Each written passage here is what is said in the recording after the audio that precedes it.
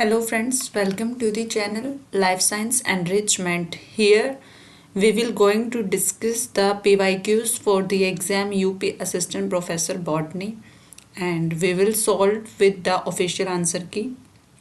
I'm sure everyone is aware about the exam. यहाँ पे क्या होता है टोटल 100 क्वेश्चन होते हैं आउट ऑफ दैट 30 हमारे जीएस के होते हैं और 70 हमारे सब्जेक्ट स्पेसिफिक होते हैं.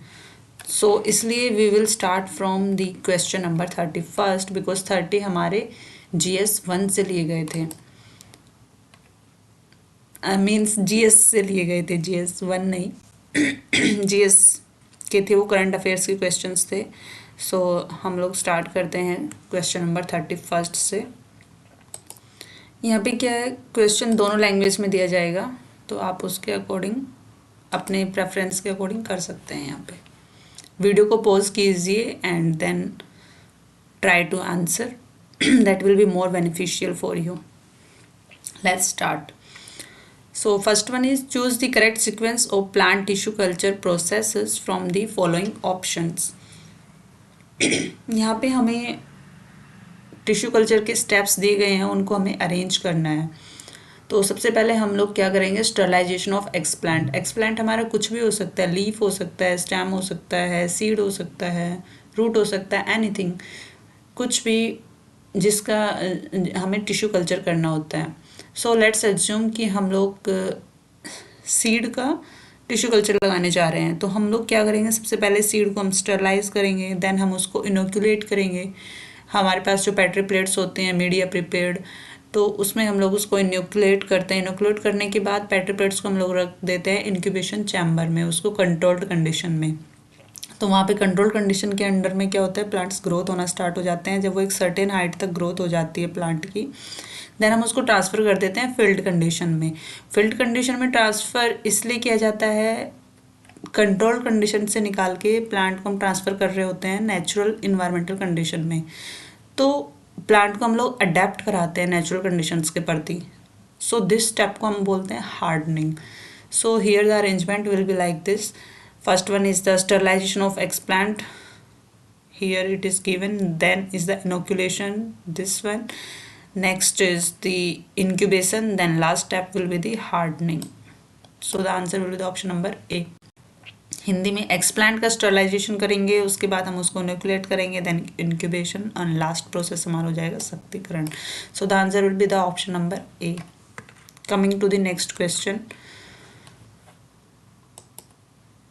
Arrange the following steps in a sequence of the succession. हमें यहाँ पे सक्सेशन के सीक्वेंस दिए गए हैं जिनको हमें अरेंज करना है. So first one will be the lichens, then mosses, then herbs and shrubs and then the trees. So the answer will be the option number D. वृक्ष हमारा सबसे लास्ट में आ जाएगा तो इसके थ्रू भी हम लोग इन ऑप्शंस में से गेस कर सकते हैं बिकॉज ये एक ही ऑप्शन में दिया गया है ऑप्शन नंबर डी में. और लाइकेंस से स्टार्ट हो रहा है, देन मॉसेस आ जाएगा, देन शॉक्स एंड मीन्स झाड़ियाँ आ जाएंगी, देन हमारा वृक्ष.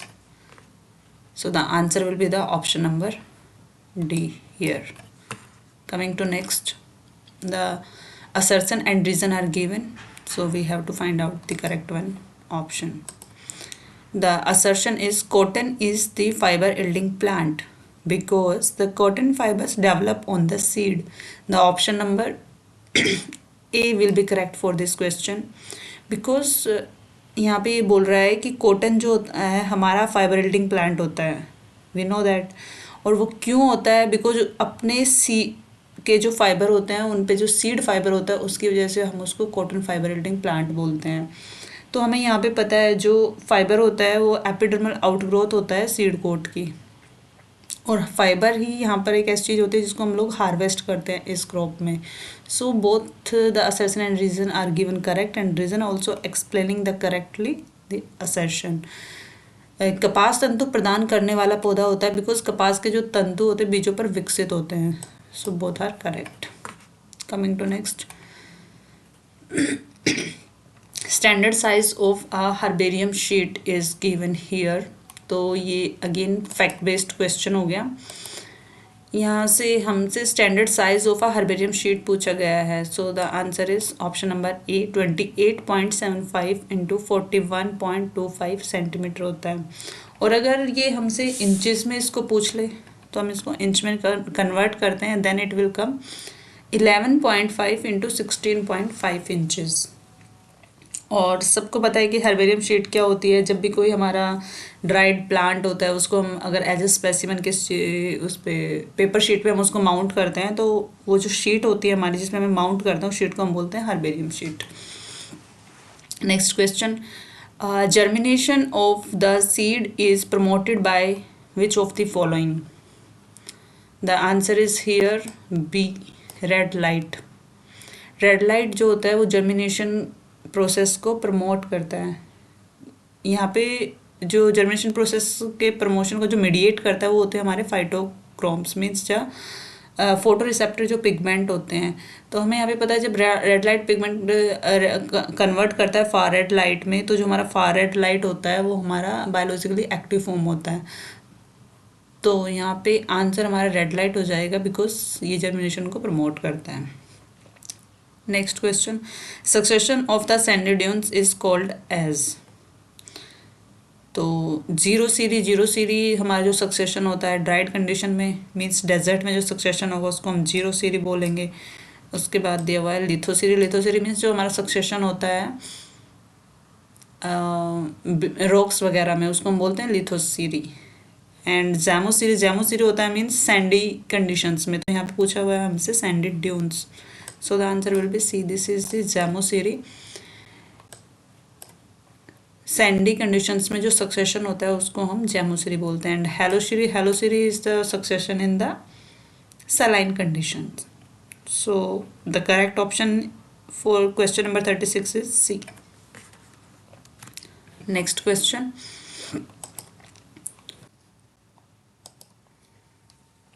So next question is, which one of the following species is not an invasive species in India? So option number A is Prosopis juliflora. ये native होता है US के because इसको हम लोकली लैंग्वेज में बोलते हैं विलायती बबूल. नेक्स्ट इज आइकोनिक crassipes. Everyone is aware about that. This is hyacinth water hyacinth जो कि नेटिव स्पीसीज है यूएस की. Lantana camara. This is again flowering plant and native to US और जो कि इंडिया में ही आके इन्वेसिव स्पीसीज बन चुके हैं. This all three. Next is the answer will be option number D. This is the cynodon dactylon. ये हमारा होता है बर्म्यूडा ग्रास जो कि नेटिव होता है इंडिया का जिसको हम लोकल लैंग्वेज में बोलते हैं दूब grass. This is the cynodon dactylon. So answer will be option number D. Next question. What is the water potential of the pure water? So this is the easy question. The option will be C. Pure water का जो water potential होता है वो होता है zero. और water potential हमारा किस काम आता है. मान लो हमें किसी भी बायोलॉजिकल सिस्टम का वाटर पोटेंशियल हमें मेज़र करना है. मान लो किसी प्लांट का करना है तो उसमें जो एज अ रेफरेंस पॉइंट हम यूज़ करेंगे वो प्योर वाटर के वाटर पोटेंशियल यानी कि जीरो को हम एज अ रेफरेंस पॉइंट यहाँ पे यूज़ करेंगे. Coming to next question, which of the following is helpful to understand the coefficient of variability? So इसका आंसर हो जाएगा relative variation. Because coefficient of variability क्या होता है. कोई भी हमें मान लो दो डेटा सेट गिवन है तो उनके बीच में जो डिफरेंस आता है उनके बीच की जो वेरिएबिलिटी होती है उसी को हम relative variation as a measure करते हैं जो कि कोफिशिएंट ऑफ वेरिएबिलिटी होता है. और इसको हम ये भी बोल सकते हैं coefficient of variability means ratio of standard deviation to the mean जिसको हम एज अ परसेंटेज हम लोग एक्सप्रेस करते हैं. तो इसको हम कोफिशिएंट ऑफ वेरिएबिलिटी बोलते हैं. Coming to next question. Which of the following hormone is mainly responsible for ripening of the fruits. So this is ethylene. Abscisic acid. This is the dormancy hormone. Gibberellin it involved in the plant development. And cytokinin, this is in the cell division. So ethylene is the answer here, option number C. Next question. Which of the following organelle is involve in the both protein sorting and the post translational modification. निम्नलिखित में से कौन सा कोशिकांग protein की छटाई और उपप्रेरणात्मक संशोधन दोनों में शामिल होता है? तो राइबोसोम का हमें पता है this is a protein factory. Endoplasmic reticulum जो कि इसी से अटैच होते हैं, इनका ऐसा कुछ फंक्शन नहीं होता है, ये सिंथेसिस में इन्वॉल्व होते हैं लिपिड्स के एंड प्रोटीन्स के। बट यहाँ पे हमसे पूछा है sorting and post translation modification. Peroxisome में होता है हमारा plant respiration. So answer will be option number B, this is the Golgi apparatus। Because Golgi apparatus में ही हमारा प्रोटीन्स का पैकेजिंग होता है, पोस्ट ट्रांसलेशन मॉडिफिकेशन होता है, सच एज ग्लाइकोसाइलेशन हो गया, फोस्फाइलेशन करते हैं प्रोटीन्स का।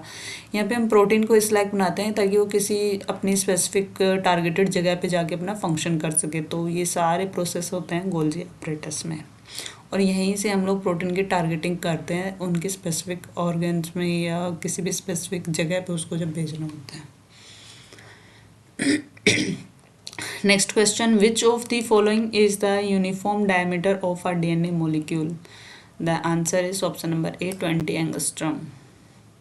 और अगर हम इसको नैनोमीटर में लिखें तो 2 nanometer will be the answer. Okay, निम्नलिखित में से कौन सा सर्वाधिक स्थिर पारिस्थितिक तंत्र है? Which one of the following is the most stable ecosystem? So answer will be the option number D, this is the ocean, because ocean has a vast size, everyone we know, and इसमें जो buffering capacity होती है इसकी बहुत ज़्यादा होती है और ये हमें एक लॉन्ग टर्म की स्टेबिलिटी प्रोवाइड कराता है। So the most stable will be the ocean here. और सबसे ज़्यादा हमें प्रोडक्टिविटी जो मिलती है इकोसिस्टम की वो भी हमें ओशन में ही मिलती है। नेक्स्ट, निम्नलिखित में से किस में सर्वाधिक वन आवरण है? Which one of the following has the largest forest cover? So the answer will be the Madhya Pradesh here, and this is taken from the current affairs of that time questions because उसी time पे government of India ने Indian forest survey ने अपनी report release की थी और वहाँ पे मध्य प्रदेश फर्स्ट पे आया था, तो वहीं से इस क्वेश्चन को उठाया गया है। तो मोस्ट प्रोबेबली हम इसको बोल सकते हैं कि करंट अफेयर का क्वेश्चन है। Next, which of the following is the first biosphere reserve of India? This is again a fact based question. So here the answer will be the Nilgiri Biosphere Reserve. Nilgiri Biosphere Reserve ऐसा था जिसको हमने first time इसको biosphere का दर्जा दिया था। Biosphere reserve का हमने इसको दर्जा दिया था और ये हमने इसको दिया था 1986 में। हाँ, 1986 में हमने इसको नीलगिरी बायोस्फीयर रिजर्व बनाया था जो कि हमारा फर्स्ट था इंडिया का। Next, which ecological pyramid is always upright? Always word, this is for the pyramid of numbers. नहीं, ये हमारा इन्वर्टेड हो सकता है। फॉर एग्जाम्पल अगर हम ट्री इकोसिस्टम लेते हैं तो इसमें ये हमारा इन्वर्टेड हो जाता है, यानी कि उल्टा हो सकता है। ये सीधा भी हो सकता है, उल्टा भी हो सकता है। पिरामिड ऑफ बायोमास, ये भी हमारा सीधा भी हो सकता है, उल्टा भी हो सकता है। उल्टा ये हमारा हो जाता है लेक्स में, जैसे कि फाइटोप्लैंक्टन, जू प्लैंक्टन, देन फिशेस। फाइटोप्लैंक्टन का वेट कम होता है, उससे कम होता है, फिर उससे ज़्यादा होता है, फिर जू प्लैंक्टन का, जू प्लैंक्टन से ज़्यादा होता है, फिर फिशेस का। तो इसमें हमारा एक उल्टा पिरामिड भी बन सकता है और सीधा पिरामिड भी बन सकता है। ऐसे भी बन सकता है, ऐसे भी बन सकता है, ठीक है। ऐसे ही pyramid of parasitic food chain का, इसमें भी हमारा उल्टा भी बन सकता है, सीधा ही बन सकता है। तो ये मोस्टली एग्जांपल इसको होता है डेट्राइटस फूड चेन। और हमसे यहाँ पे पूछा गया है always upright, so this is the pyramid of energy, जो कभी भी उल्टा नहीं होता है, ये हमेशा ही अपराइट होता है। एनर्जी हमेशा 10% की फॉर्म में लूज करती जाती है एक स्टेप से नेक्स्ट स्टेप पे, ठीक है। Next question is who coined the term genetics? So this is again the fact based question and the answer is William Batson. So video लंबा हो रहा है तो friends we will stop here. Stay tuned for the next video, and if you like the video please like and subscribe and share also. Thank you.